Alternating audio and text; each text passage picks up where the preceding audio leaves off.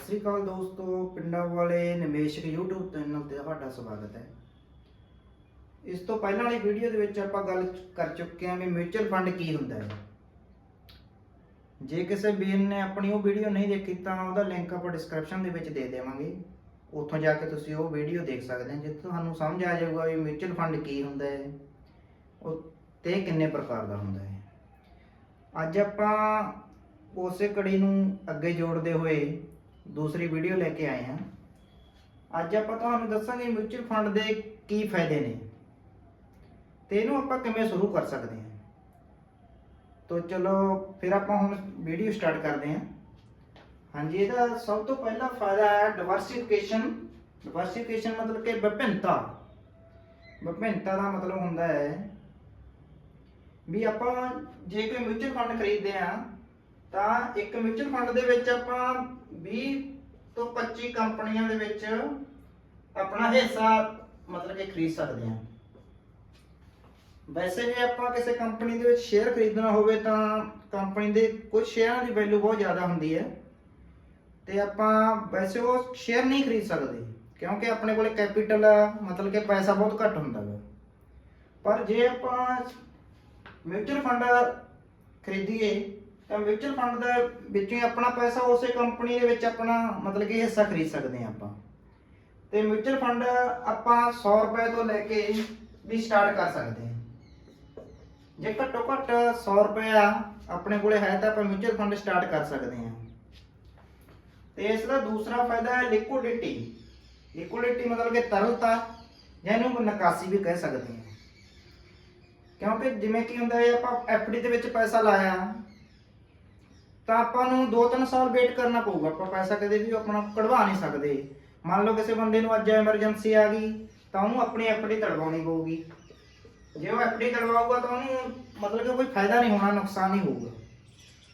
ਪਰ mutual fund ਦੇ ਵਿੱਚ ਅਜਿਹਾ ਨਹੀਂ ਹੈ।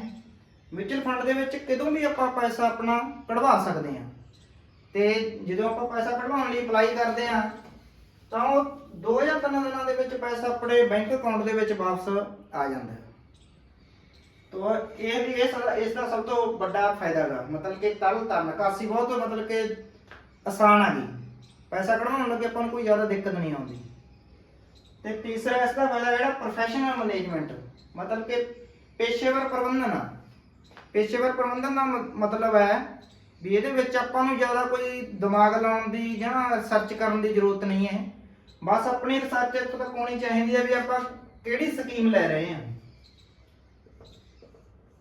ਕਿਹੜੀ ਸਕੀਮ ਲੈ ਰਹੇ ਹਾਂ ਮਿਊਚੁਅਲ ਫੰਡ ਦੀ। ਬਸ ਇੱਥੋਂ ਤੱਕ ਆਪਾਂ ਨੂੰ ਰਿਸਰਚ ਕਰਨੀ ਹੈ। ਉਸ ਤੋਂ ਬਾਅਦ ਜੋ ਵੀ ਕੰਮ ਆ ਤੁਹਾਡੇ ਪੈਸੇ ਨੂੰ ਕਿੰਨਾ ਕੰਪਨੀਆਂ ਦੇ ਵਿੱਚ ਲਾਉਣਾ, ਕਿੱਥੋਂ ਕੱਢਣਾ, ਉਹਦੇ ਉੱਤੇ ਕੀ ਫਾਇਦਾ, ਕਿਵੇਂ ਉਹਦੇ ਫਾਇਦੇ ਨੂੰ ਵਧਾਉਣਾ, ਤੁਹਾਡੀ ਰਿਟਰਨ ਨੂੰ ਕਿਵੇਂ ਵਧਾਉਣਾ, ਉਹ ਸਾਰਾ ਜਿਹੜਾ ਮਤਲਬ ਕਿ ਟੈਨਸ਼ਨ ਆ ਇਹ ਆਪਾਂ ਨੂੰ ਨਹੀਂ ਹੈ। ਉਸ ਤੋਂ ਬਾਅਦ ਇਹ ਉਹਦੀ ਮੈਨੇਜਮੈਂਟ ਨੂੰ ਟੈਨਸ਼ਨ ਆ। ਮੈਨੇਜਮੈਂਟ ਮਤਲਬ ਕਿ ਫੰਡ ਮੈਨੇਜਰ ਨੂੰ, ਜਿਹੜਾ ਫੰਡ ਮੈਨੇਜਰ ਆ ਉਸ ਨੂੰ ਪੂਰੀ ਟੈਨਸ਼ਨ ਹੁੰਦੀ ਹੈ। ਉਸੇ ਨੇ ਰਿਸਰਚ ਕਰਨਾ ਵੀ ਕਿਹੜੀ ਕੰਪਨੀ ਗਰੋਥ ਕਰ ਰਹੀ ਹੈ, ਕਿਹੜਾ ਸੈਕਟਰ ਗਰੋਥ ਕਰ ਰਿਹਾ ਹੈ ਤੇ ਉਹਦੇ ਵਿੱਚ ਉਹ ਆਪਣੇ ਹਿਸਾਬ ਦੇ ਨਾਲ ਮਤਲਬ ਕਿ ਪੋਰਸ਼ਨ ਜਿੰਨਾ ਵੀ ਮਤਲਬ ਕਿ ਪਰਸੈਂਟੇਜ ਪੈਸਾ ਉਹਦੇ ਵਿੱਚ ਲਾਉਂਦਾ ਰਹਿੰਦਾ ਹੈ। ਉਸ ਤੋਂ ਬਾਅਦ ਚੌਥਾ ਇਹਦਾ ਜਿਹੜਾ ਫਾਇਦਾ ਹੈਗਾ ਟੈਕਸ ਬੈਨੀਫਿਟ।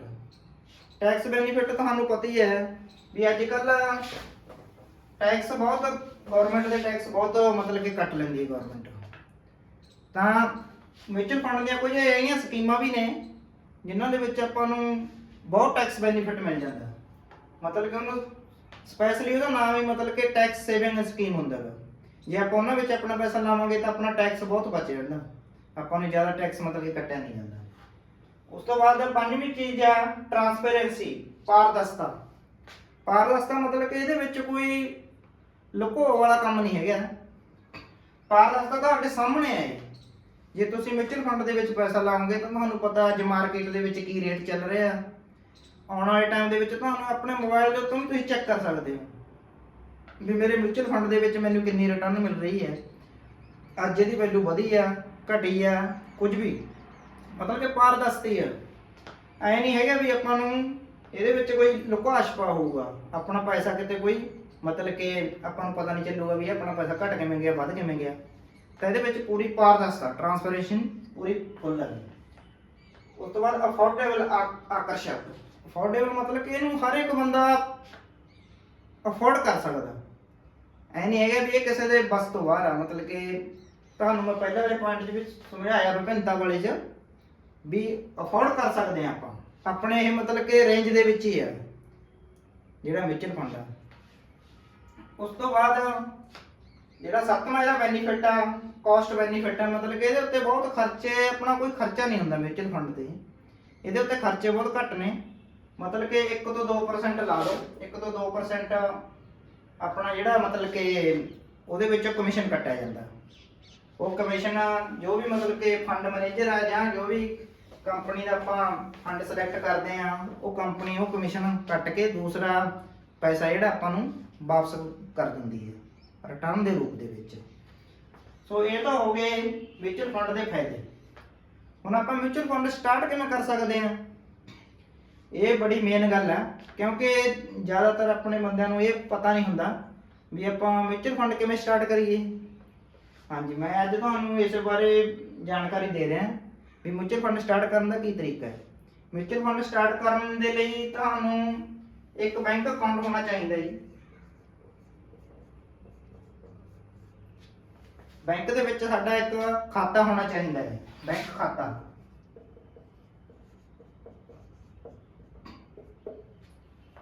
ਦੂਸਰਾ ਤੁਹਾਨੂੰ ਜਦੋਂ ਤੁਹਾਡਾ ਬੈਂਕ ਖਾਤਾ ਹੋਊਗਾ ਤਾਂ ਤੁਸੀਂ ਬੈਂਕ ਦੇ ਵਿੱਚ ਜਾ ਕੇ ਇੱਕ ਪੋਰਟਫੋਲੀਓ ਨੰਬਰ ਜਨਰੇਟ ਕਰਵਾਉਣਾ ਪੈਣਾ ਤੁਹਾਨੂੰ।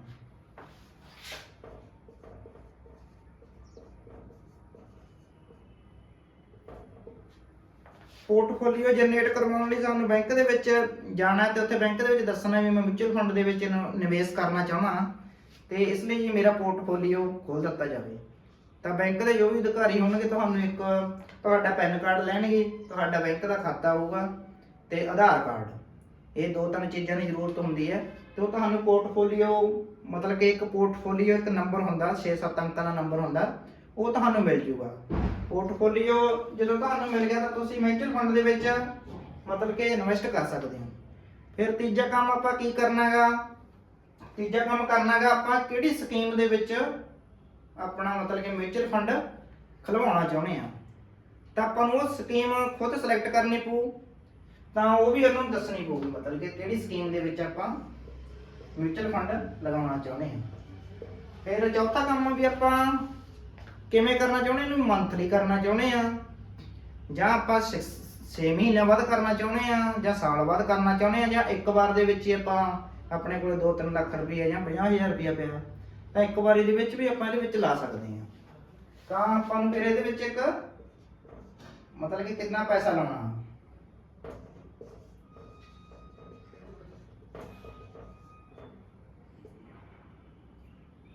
ਕਿੰਨਾ ਪੈਸਾ ਲਾਉਣਾ ਇਹ ਵੀ ਆਪਾਂ ਨੂੰ ਖੁਦ ਹੀ ਡਿਸਾਈਡ ਕਰਨਾ ਪਊਗਾ। ਸੋ ਇਸ ਤਰ੍ਹਾਂ ਆਪਾਂ ਆਪਣਾ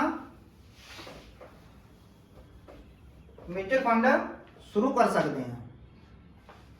ਇਸ ਤੋਂ ਬਾਅਦ ਵਾਲੀ ਵੀਡੀਓ ਦੇ ਵਿੱਚ ਆਪਾਂ ਤੁਹਾਨੂੰ ਦੱਸਾਂਗੇ ਵੀ ਮਿਊਚੁਅਲ ਫੰਡ ਕਰਨ ਦੇ ਢੰਗ ਕਿਹੜੇ-ਕਿਹੜੇ ਆ। ਮਤਲਬ ਕਿ ਇੱਕ ਤਾਂ ਹੋ ਗਿਆ SIP। SIP ਮਤਲਬ ਕਿ ਸਿਸਟਮੈਟਿਕ ਇਨਵੈਸਟਮੈਂਟ ਪਲਾਨ। ਮਤਲਬ ਕਿ ਇੱਕ ਨਿਯਮਤਬੱਧ ਤਰੀਕੇ ਦੇ ਨਾਲ ਆਪਾਂ ਇੱਕ ਪਲਾਨ ਲੈਂਦੇ ਆ, ਨਿਵੇਸ਼ ਦਾ ਪਲਾਨ ਹੈ। ਨਿਯਮਤਬੱਧ ਤਰੀਕੇ ਦੇ ਨਾਲ ਆਪਾਂ ਆਪਣਾ ਨਿਵੇਸ਼ ਕਰ ਸਕਦੇ ਹਾਂ, ਇਹਨੂੰ ਕਹਿੰਦੇ ਆ SIP। ਇਹ ਪਹਿਲਾ ਤਰੀਕਾ ਹੋ ਗਿਆ। ਦੂਜਾ ਤਰੀਕਾ ਹੋਇਆ ਲੰਮਸਮ।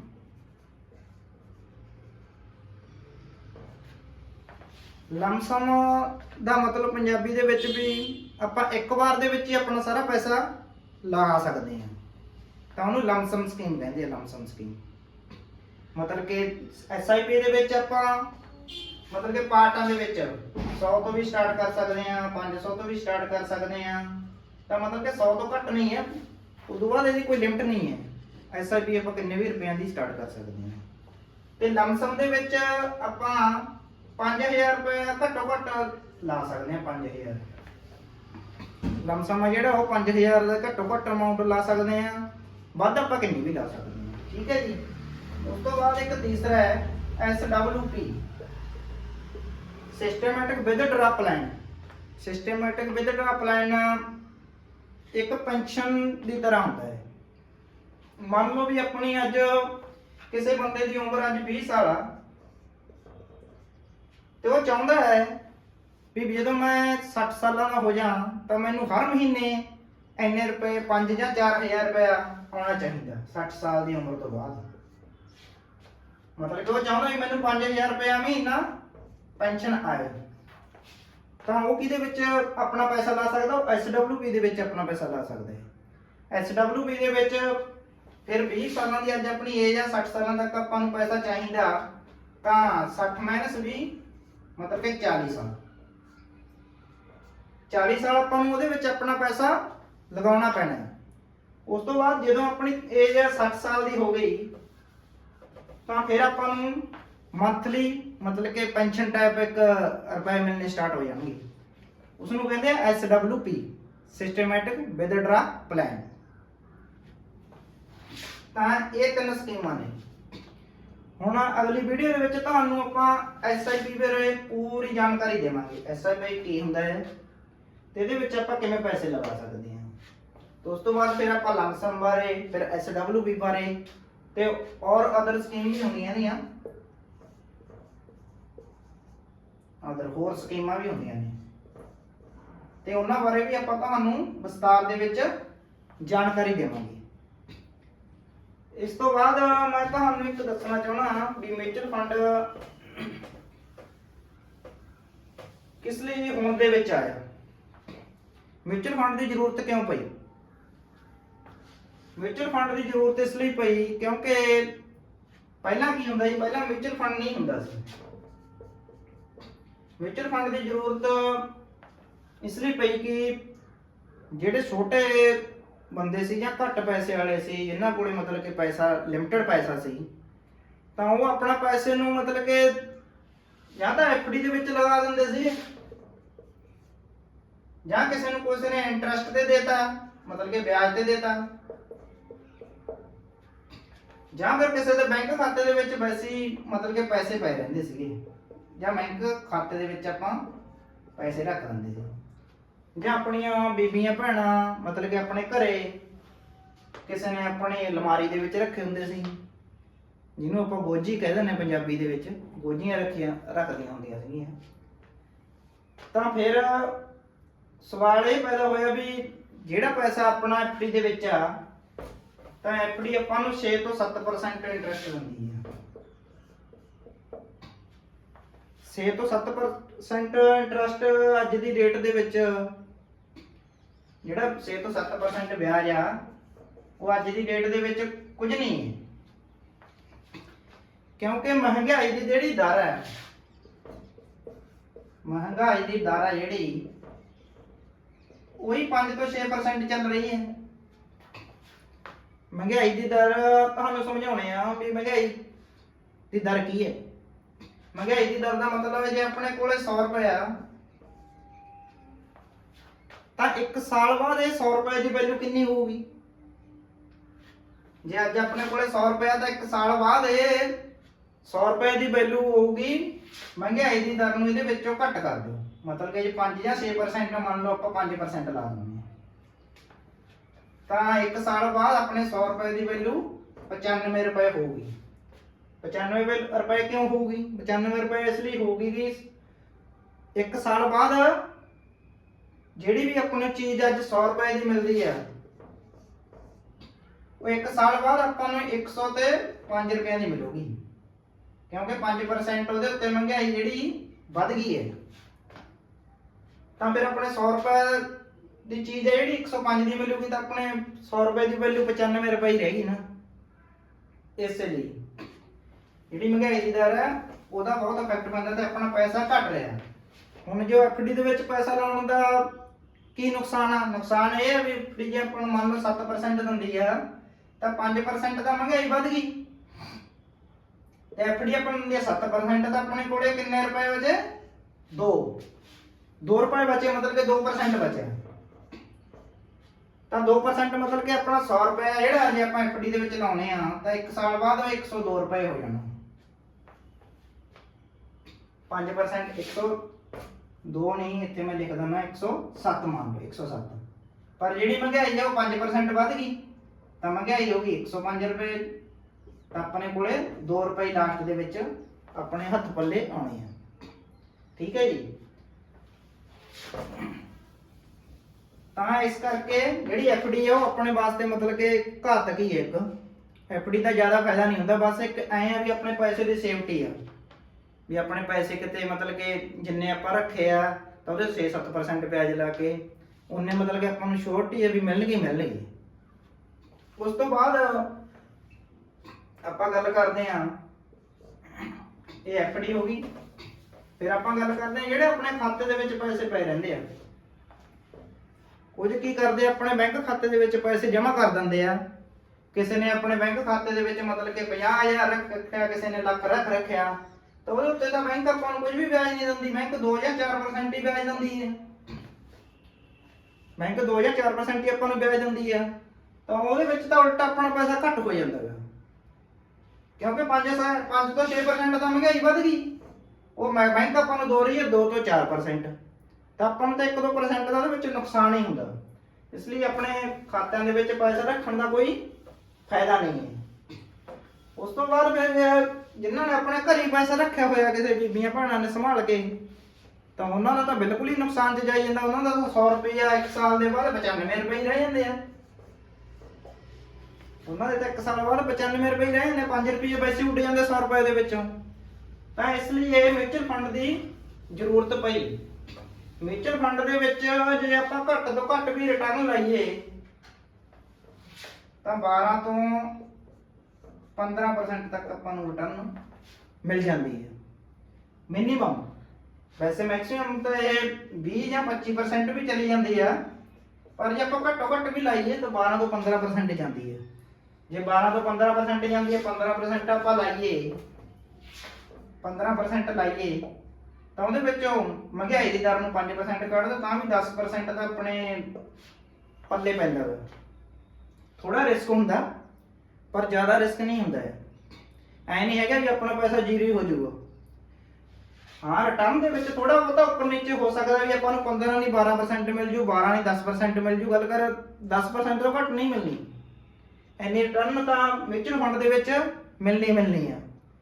ਇਸ ਲਈ ਮਿਊਚੁਅਲ ਫੰਡ ਦੀ ਜ਼ਰੂਰਤ ਪਈ, ਕਿਉਂਕਿ ਜਿਹੜੇ ਲੋਕਾਂ ਨੂੰ ਕੋਲੇ ਕੋਈ ਮਤਲਬ ਕਿ ਸਾਧਨ ਨਹੀਂ ਸੀ ਪੈਸਾ ਲਾਉਣ ਦਾ, ਤਾਂ ਫਿਰ ਉਹ ਮਿਊਚੁਅਲ ਫੰਡ ਦੀ ਸ਼ੁਰੂਆਤ ਹੋਈ। ਮਿਊਚੁਅਲ ਫੰਡ ਦੀ ਸ਼ੁਰੂਆਤ ਇਸ ਲਈ ਕੀਤੀ ਗਈ। ਮਿਊਚੁਅਲ ਫੰਡ ਦੇ ਵਿੱਚ ਕੀ ਹੁੰਦਾ ਹੈ ਵੀ ਉਹ ਆਪਣੇ ਤੋਂ ਪੂਰਾ ਪੈਸਾ ਇਕੱਠਾ ਕਰਕੇ ਆਪਾਂ ਇੱਕ ਫੰਡ ਮੈਨੇਜਰ ਨੂੰ ਦੇ ਦਿੰਦੇ ਆ।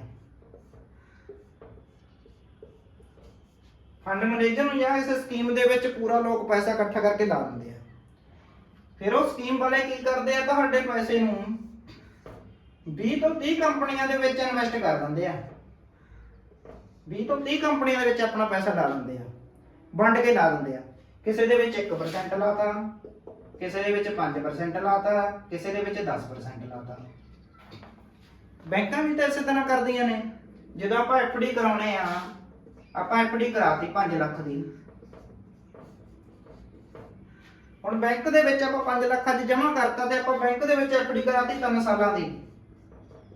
ਹੁਣ ਬੈਂਕ ਵਾਲਿਆਂ ਨੂੰ ਪਤਾ ਵੀ 3 ਸਾਲ ਇਹ 5 ਲੱਖ ਰੁਪਏ ਆਪਾਂ ਨੇ ਕੋਲੇ ਆ, ਤਾਂ ਏਦਾਂ ਤਾਂ ਨਹੀਂ ਹੈਗਾ ਵੀ ਆਪਣੇ ਕੋਲ ਹੀ ਰੱਖਣੇ ਉਹਨੂੰ 5 ਲੱਖ ਨੂੰ। ਤਾਂ ਉਹਦੇ ਉੱਤੇ ਆਪਾਂ ਨੂੰ 6 ਤੋਂ 7% ਵਿਆਜ ਵੀ ਤਾਂ ਦੇਣਗੇ ਉਹ 5 ਸਾਲਾਂ ਬਾਅਦ ਜਾਂ 3 ਸਾਲਾਂ ਬਾਅਦ। ਤਾਂ ਬੈਂਕ ਕੀ ਕਰੂਗੀ, ਤੁਹਾਡੇ 5 ਲੱਖ ਨੂੰ ਕਿਤੇ ਹੋਰ ਕੰਪਨੀ ਦੇ ਵਿੱਚ ਇਨਵੈਸਟ ਕਰ ਦੂਗੀ ਤੇ ਉਹ ਤੋਂ ਉਹ 18 ਜਾਂ 20% ਜਾਂ ਮੰਨ ਲਓ 15% ਤੱਕ ਰਿਟਰਨ ਕਮਾਊਗੀ ਤੇ ਉਹਦੇ ਵਿੱਚੋਂ 7% ਤੁਹਾਨੂੰ ਦੇ ਦੂਗੀ। ਬਾਕੀ ਜੋ ਬਚਿਆ ਹੋਇਆ ਉਹ ਬੈਂਕ ਆਪਣੇ ਮਤਲਬ ਕਿ ਆਪਣੇ ਕੋਲ ਰੱਖੂਗੀ। ਤਾਂ ਬੈਂਕਾਂ ਵੀ ਇਹੀ ਕੰਮ ਕਰਦੀਆਂ ਨੇ। ਇਸ ਲਈ ਆਪਾਂ ਨੂੰ ਆਪਣੇ ਪੈਸੇ ਨੂੰ, ਬੈਂਕਾਂ ਆਪਣੇ ਪੈਸੇ ਨੂੰ ਕੰਮ ਤੇ ਲਾਉਂਦੀਆਂ ਨੇ, ਪਰ ਆਪਾਂ ਕੀ ਕਰਦੇ ਹਾਂ, ਆਪਣੇ ਪੈਸੇ ਨੂੰ ਆਪਾਂ ਦੱਬ ਕੇ ਰੱਖਦੇ ਹਾਂ ਤਾਂ ਆਪਣਾ ਪੈਸਾ ਵਧਣ ਦੀ ਬਜਾਏ ਘਟੀ ਜਾਂਦਾ। ਇਸ ਲਈ ਆਪਣੇ ਪੈਸੇ ਨੂੰ ਆਪਾਂ ਨੂੰ ਕੰਮ ਤੇ ਲਾਉਣਾ ਚਾਹੀਦਾ। ਉਸ ਤੋਂ ਬਾਅਦ ਜਦੋਂ ਆਪਣਾ ਮਿਊਚੁਅਲ ਫੰਡ ਜਿਹੜਾ ਫੰਡ ਮੈਨੇਜਰ ਉਹ ਆਪਣੇ ਪੈਸੇ ਨੂੰ 20 ਜਾਂ 30 ਕੰਪਨੀਆਂ ਦੇ ਵਿੱਚ ਲਾ ਦਿੰਦਾ। 20 ਜਾਂ 30 ਕੰਪਨੀਆਂ ਵਿੱਚ ਲਾਉਣ ਦਾ ਫਾਇਦਾ ਕੀ ਆ, ਫਿਰ ਉਹ 1 ਜਾਂ 2 ਕੰਪਨੀਆਂ ਦੇ ਵਿੱਚ ਕਿਉਂ ਨਹੀਂ ਲਾਉਂਦਾ? ਆਪਣੇ ਪੈਸੇ ਨੂੰ 1 ਜਾਂ 2 ਕੰਪਨੀਆਂ ਦੇ ਵਿੱਚ ਕਿਉਂ ਨਹੀਂ ਲਾਉਂਦਾ? ਉਹ ਇਸ ਕਰਕੇ ਨਹੀਂ ਲਾਉਂਦਾ ਵੀ ਇੱਕ ਕੰਪਨੀ ਹੋ ਸਕਦਾ ਕੱਲ ਨੂੰ ਡੁੱਬ ਜੇ, ਉਹਦੀ ਸੇਲ ਘਟ ਜੇ, ਉਹਦੇ ਉੱਤੇ ਕੋਈ ਮਤਲਬ ਕਿ ਕੇਸ ਹੋ ਜੇ, ਜਾਂ ਉਹ ਕੰਪਨੀ ਨੂੰ ਕੋਈ ਪਲਾਟ ਦਾ ਕੰਮ ਰੁਕ ਜੇ, ਉਹਨਾਂ ਦੇ ਕੁਝ ਵੀ ਪ੍ਰੋਡਕਟ ਦੇ ਵਿੱਚ ਕੋਈ ਪ੍ਰੋਬਲਮ ਆ ਜੇ, ਤਾਂ ਫਿਰ ਤਾਂ ਆਪਣਾ ਪੈਸਾ ਡੁੱਬ ਜਾਊਗਾ। ਇਸ ਲਈ ਬੈਂਕ ਜਿਹੜਾ ਫੰਡ ਮੈਨੇਜਰ ਹੈ ਉਹ ਇੱਕ ਕੰਪਨੀ ਦੇ ਵਿੱਚ ਕਦੇ ਪੈਸਾ ਨਹੀਂ ਲਾਊਗਾ, ਉਹ ਆਪਣੇ ਪੈਸੇ ਨੂੰ ਵੰਡ ਕੇ ਲਾ ਦੂਗਾ। ਜਿਵੇਂ 10-20 ਕੰਪਨੀਆਂ ਚਲਾਤਾ, 10-20 ਕੰਪਨੀਆਂ ਦੇ ਵਿੱਚ ਲਾਤਾ, ਵੀ ਹੋ ਸਕਦਾ ਕਦੇ ਇਹੋ ਜਿਹਾ ਟਾਈਮ ਆਵੇ 20 ਦੀਆਂ 20 ਕੰਪਨੀਆਂ ਡੁੱਬ ਜਾਣ, ਤਾਂ ਨਹੀਂ ਹੋਊਗਾ।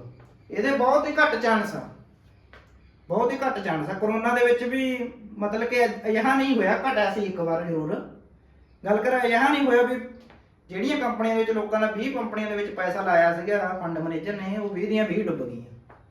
ਇਹ ਨੌਬਤ ਆਈ ਨਹੀਂ।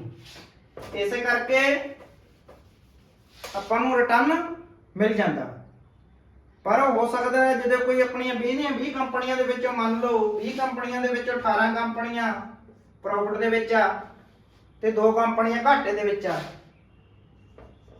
ਘਾਟੇ ਦੇ ਵਿੱਚ ਆਪਣੀਆਂ 2 ਕੰਪਨੀਆਂ ਨੇ ਤੇ ਫਾਇਦੇ ਦੇ ਵਿੱਚ 18 ਕੰਪਨੀਆਂ ਨੇ, ਤਾਂ ਫਿਰ ਆਪਾਂ ਨੂੰ ਵੀ ਤਾਂ ਫਾਇਦਾ ਹੋਊਗਾ।